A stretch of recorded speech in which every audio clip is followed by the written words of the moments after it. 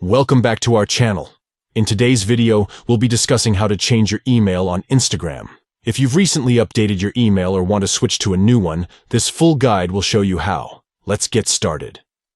Step 1. Open the Instagram app on your Android device. Step 2. Tap on your profile picture in the bottom right to go to your profile. Step 3.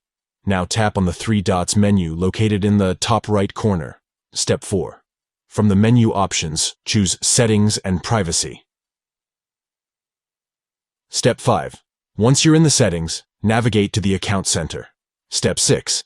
Inside the Account Center, open Personal Details. Step 7. Look for the email address field and select it. Step 8. If you have an old email address already entered, make sure to erase it. Step 9.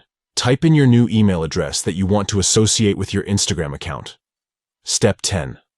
Finally, tap the tick icon to save the changes. By following these simple steps, you can easily change your email on Instagram. Keep your contact information up to date and ensure a smooth communication experience. If you found this guide helpful, don't forget to give this video a thumbs up and subscribe to our channel for more useful tutorials. Thanks for watching.